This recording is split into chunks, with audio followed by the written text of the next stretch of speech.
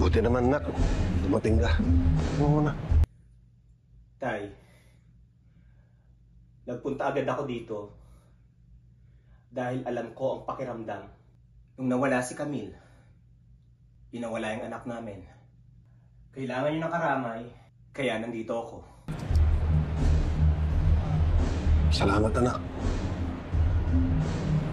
Alam mo kung gaano ko kasabig makita yung kapatid mo. Gusto ko sana siyang palakihan, gabayan.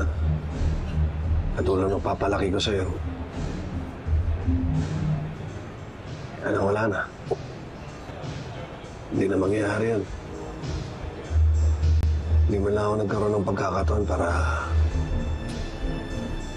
makita man lang siya umawakan. Tay, ano ba nangyari? Napangabot ang nanay mo at sa si Lena. Nag-away sila hanggang mahulog si Lena sa hagdan. Dinala pa siya sa ospital pero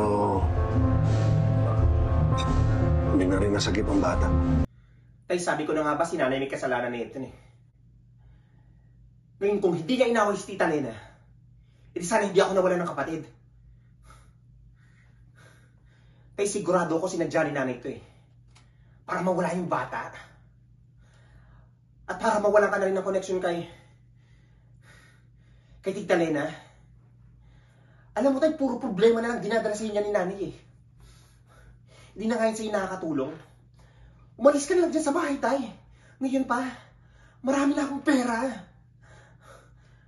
Umalis ka na dyan, tay. Hindi mo na kailangan yan sinanay sa buhay mo. Puro problema lang dala niyan sa'yo eh. Ngayon, tina mo, wala na akong kapatid kay Tita Lena. Nasaan na ba siya ngayon? Baka kaya silang dalawa nagpang-abot, tay. Ba't kasi mo siya pinaalis sa bahay, tay? Dapat hindi mo pinaalis si Tita Lena sa bahay.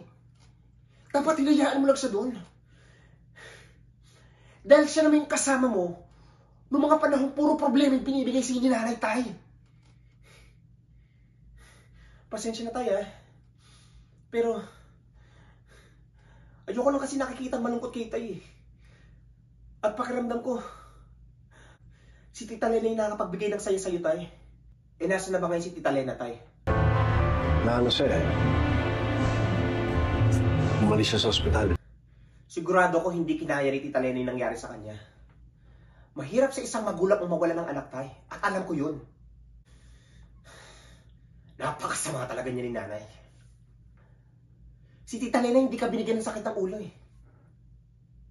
Hindi ka tulad niya ni nanay. Puro sakit ng ulo yung binigay sa inyan, tay. Kaya kung ako sa'yo, iwanan mo na rin yan. Hanapin mo ngayon si Tita Lena, tay. Kasi baka mamaya, krung-krung na yan. Pag nakita mo, tay. Ikaw din. Di ba? Hindi mo na maririnig yung salitang, Rigor, pengi ako liempo. Rigor, kasalubuhan mo ng liempo.